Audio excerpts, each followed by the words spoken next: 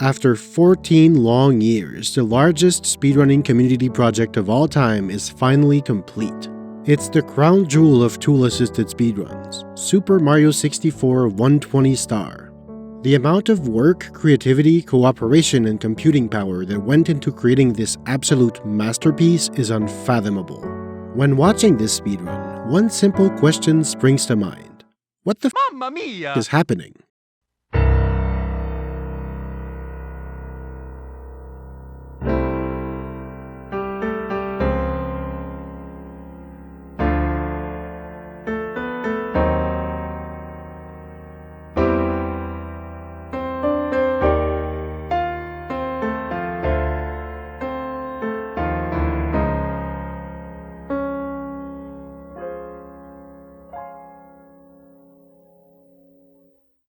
The format will be rather simple. We're going to go through the entire run from start to finish, star by star, and take time to explain everything along the way. For the sake of everyone's sanity, this will be split over 8 parts. Naturally, information is going to be front-loaded, and since this task starts off pretty wild right off the bat, this first part will only cover the first star. Don't worry though, the pace will pick up as we get further into the run. First, the basics. What is a tool-assisted speedrun? I know a lot of you already know this, so I'm going to go over it very quickly. A tool-assisted speedrun is a set sequence of controller inputs that completes a task in a video game while optimizing for time. There's no hacking or modifying the game in any way. In fact, if you play it back on a real console with an official copy of the game, this sequence will beat the game in that exact manner, as demonstrated here by Archons. But how does one create a task like this? Well, that's where the tool part comes along. By running the game in an emulator, you can pause, rewind using save states, play the game frame by frame, enter any combination of buttons and joystick position, and most importantly, try and try again until it's perfect. The Super Mario 64 task community has developed countless scripts and programs to refine that process into a science. An input Lua script by MK Dasher that can automatically aim the joystick towards an absolute angle even as the camera angle changes. Stroop by Daneboo and Panenkoek 2012, a comprehensive program that, among other things, provides an unbelievable amount of information on the exact state of the game at any given time. Waffle by Badboot, a game state simulator built upon a full decompilation of the game's code that lets you move the game forwards or backwards in time at will. Scattershot by Crytholith, a brute forcer based on the accumulation of billions of tiny random changes to optimize short sections of gameplay and eke frames out of seemingly perfect solutions. And many other scripts, tools, viewers, and so on. Let me be very clear on one thing. This is not a computer playing the game perfectly. It's the playback of a button sequence painstakingly put together by dozens of humans over 14 years with the help of computers. The amount of hours put into this project is literally uncountable. It is by a huge margin the biggest speedrunning community project of all time. Alright, now that that's cleared up, let's begin our breakdown of the Super Mario 64 120 Star TAS.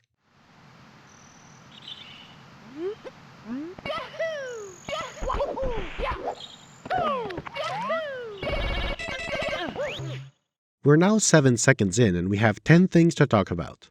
Those of you familiar with the any % task will recognize this part. Let's start with a simple thing. Mario slides down this slope to gain a lot more speed than he's able to have normally. Alright, I lied. It's not simple. Because to understand why that is, and to understand a whole lot about what's coming up next, we need to take a crash course on Mario's different speed caps.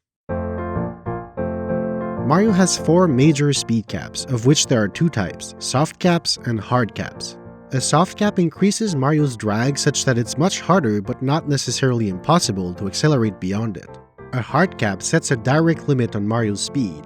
It can either be applied once at the start of the action or continuously as long as Mario is in that state. For example, Mario's running, jumping, and diving actions have soft caps of 32 and his long jump soft cap is 48. This means Mario has a much harder time accelerating beyond that speed. Also, his dive and long jump have an instantaneous hard cap of 48, which means that the instant that Mario starts one of these actions with a higher speed, his speed value will be set to 48. Generally, Mario can still accelerate a little bit past this cap during the action itself though. Finally, his run and slide actions have a continuous hard cap of 48 and 100 respectively, so if Mario is in those actions, he will never be allowed to go beyond those speeds. Similarly, beyond -16 speed, Mario's drag is drastically increased, and if Mario is found to be running backwards, his speed will slowly go back to 0. There's a peculiar detail though. Notice how most of Mario's air actions have no hard cap at all. So although the game will try to steer his speed back to 32, Mario can move around as fast as he wants while he's in the air. Let's make these numbers make sense. 1 unit of speed is 1 unit of distance per frame. A frame is one of the many still images that make up the illusion of motion. The console typically renders 30 of those images per second, so the length of time between each frame is 1/30th of a second. Mario is a perfect cylinder, 74 units across and 160 units tall. A good rule of thumb is that assuming Mario is roughly human-sized, 1 unit is about 1 centimeter, or if you prefer simple and convenient units, 6.3/16 of an inch. Most levels are 16,384 units on each side. So since the game runs at 30 frames per second, crossing an entire level diagonally would take Mario 24 seconds while running, 16 seconds while long jumping, and less than 8 while sliding. Another crucial speed technique is speed conservation.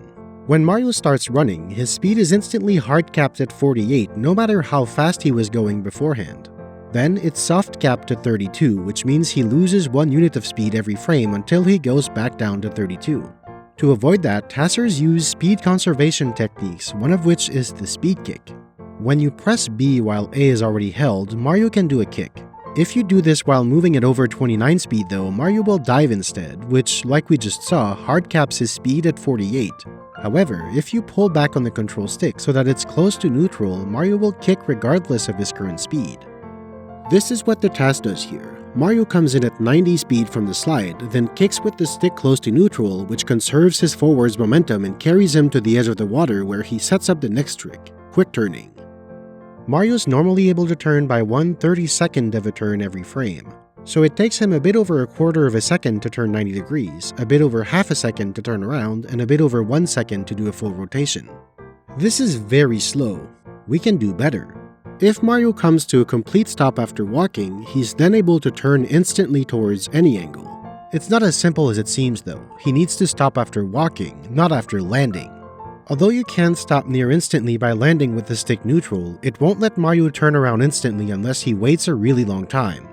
So when you want to turn by any significant amount, rather than to let Mario turn slowly, it's usually faster to do this. Land and stop with a neutral stick, then walk the tiniest amount possible for 1 frame, decelerate to come to a complete stop again, and then move in the desired direction. This is how he turns to face to the right and begin the next trick, the iconic backwards long jump. The backwards long jump, or BLJ for short, is one of the most infamous speedrunning techniques to ever exist. Here's how it works. When Mario long jumps, his speed is multiplied by 1.5 with, again, a cap at 48. If his current speed is negative, it still gets multiplied by 1.5, but this time there's no hard cap. There's only a soft cap at -16, so if he does go beyond -16, his drag is increased significantly. Unlike when moving forwards, Mario isn't able to accelerate fast enough backwards to overcome this increased deceleration, so when that happens, he quickly goes back to -16 speed. However, if Mario is able to land from his jump instantly, he can long jump again, multiplying his speed by 1.5 again, and again, and again. Every time Mario long jumps, his speed grows exponentially by a factor of 1.5. This very quickly spirals way out of control. Remember how great 90 speed was a second ago? Well, here Mario gathers -6,000. That's exponential growth. He'd now be able to cross an entire level diagonally in 1/8 of a second. To be able to gather this much speed in this little space, the TAS makes use of a technique called pause buffering. This is simple. Super Mario 64 polls for input once per frame. A button can only be pressed if it was released previously. If it's always pressed, it's simply being held. Since A needs to be released in between each jump, at 30 frames per second, the fastest you can jump in a BLJ is 15 times per second. However, if you pause the game, you can release A and press it again when you unpause, which gives time to register the new A press without advancing the game logic. Effectively, Mario jumps 30 times per second at the cost of 3 frames for every pause. This is only ever used when being able to press a button every frame is worth more than the time spent pausing, which almost always is when doing a BLJ in a tight spot just like this one. Now Mario gets stuck here for a while before warping halfway across the map to the Vanish Cap entry. To understand that, we need to start going deeper. When Mario is trying to move somewhere, a series of checks are made for walls, floors, and ceilings. If his next intended position would be inside of a ceiling hitbox, it's deemed invalid, so his movement is cancelled. Except under very specific circumstances, Mario can never enter ceiling hitboxes or go out of bounds. In this case, Mario's next intended position is in the ceiling hitbox of the underside of the bridge, so his movement is cancelled. Note that he still has speed, it's only the displacement that's cancelled. But why is it that when he does move, he zooms way past the bridge down into the moat in a single frame? Let's first see how he covers that distance horizontally, and for that, we're going to talk about quarter steps. Mario's movement is way more complex than it seems. On any given frame, it's subdivided into 4 equal parts called quarter steps. On every one of these steps, the game attempts to move Mario, then checks for walls, floors, and ceilings. After wall interactions are processed, if Mario's new position is out of bounds or on a ceiling, that movement step is cancelled. In other words, on any given frame, Mario will only move up to the last valid quarter step position. Here, while his next intended position is in the ceiling, his actual speed is 4 times that. So when he does break out, he moves for all 4 quarter steps and ends up way beyond the ceiling that was trapping him. Quarter steps are absolutely crucial in Super Mario 64 TASing, and they will come up many, many times. So now, how is Mario able to travel downwards into the moat? Using a technique unlocked by BLJs, a negative jump. When Mario jumps, the vertical speed he inherits is indirectly proportional to his horizontal speed. The formula goes like this. His initial vertical speed is a quarter of his current horizontal speed, plus a constant 42 for a single jump and 52 for a double jump. In other words, higher speed, higher jump. But this holds true in reverse. Lower speed, lower jump. Negative speed, even lower jump. With about 200 negative speeds, Mario's initial jump speed is negative. With negative 6,000 horizontal speed, he gets about negative 1,500 vertical speed. And this is why he's able to jump down and end up in the Vanish Cap under the moat entrance in a single frame. Normally, as he enters water, he's supposed to appear on the surface and enter a swimming state, but interacting with the loading zone has a higher priority than with water. Therefore, the loading zone takes precedence and Mario enters Vanish Cap under the moat. So why go here first? Well, the BLJ negative jump to enter the stage allow Mario to skip emptying the moat from the castle basement, which is a pretty significant time save. But not emptying the moat comes with a downside that we're going to discover soon. For now, we're finally ready to keep going.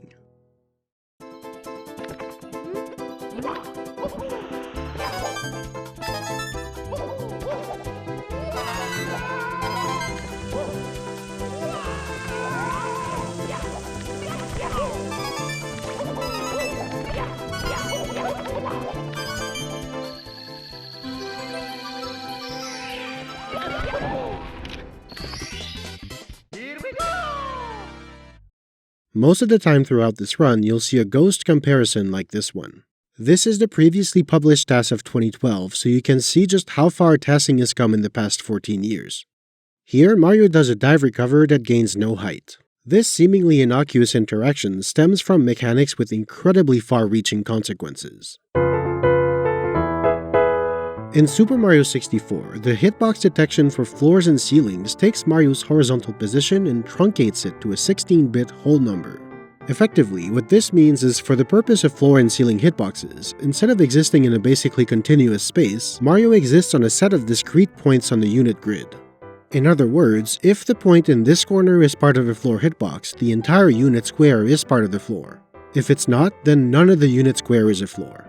So in practice, while wall hitboxes are smoothly defined, floors and ceilings are sort of jagged. This little quirk has reality-bending ramifications, but for now we'll focus on just one, exposed ceiling units. A ceiling hitbox is particular in the sense that it extends upwards infinitely until it's stopped by a floor hitbox above it. Usually this is good because it means Mario can't clip into a lot of level geometry because the space inside will either be taken up by a ceiling or out of bounds. Whenever the geometry of floors and ceilings isn't perfect though, this can backfire a bit. Slightly misaligned floors and ceilings can lead to points where there's a ceiling hitbox but the floor hitbox just barely misses. Because of integer truncation, this means each of these red unit squares is an unbounded ceiling hitbox, also known as an invisible wall.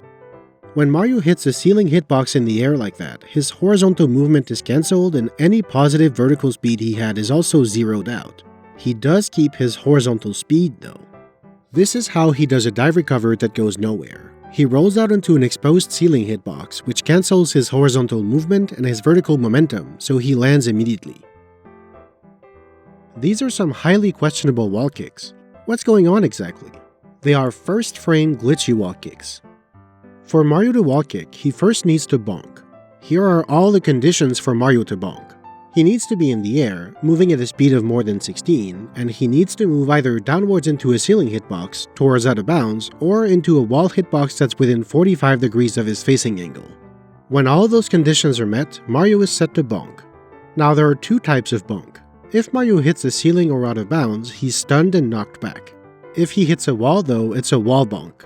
That gives him a 5-frame window to press A and do a wall kick. But if A is pressed on the first frame after Mario hits the wall, he will wall kick before bonking, which allows him to keep his speed and perfectly reflect it off the wall. This is called a first frame wall kick, or firstie. But these are glitchy wall kicks, and that's a bit more complex. The second one, in fact, is the kind of wall kick that science papers are written about. For the sake of our sanity, we're gonna come back to them later. For now, just know that Mario hits two walls at once, and his wall kick is incorrectly reflected off the wrong wall. Finally, when Mario presses the switch, a text box normally appears to tell him what the cap does, which stops Mario in his tracks whenever he's on the ground. Fortunately, there's a 6-frame delay before it can appear. Here, Mario uses that window to jump and dive directly into the star. The star dance has priority over the text, so the text box is skipped entirely. The 2012 TAS had to jump over this wall, but this new TAS is so fast that it completes the entire star during the initial Vanish Cap timer with a full second to spare. That means Mario can phase through the wall unimpeded.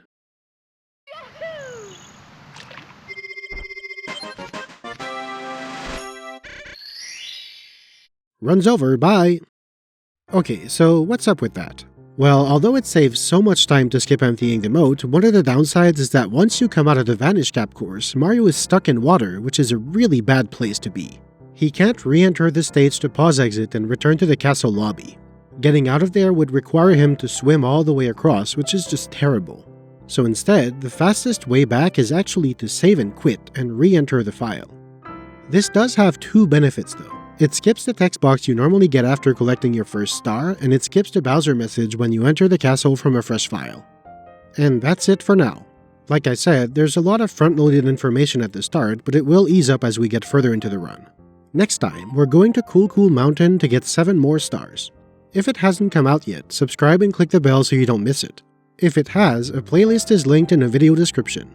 Thanks for watching.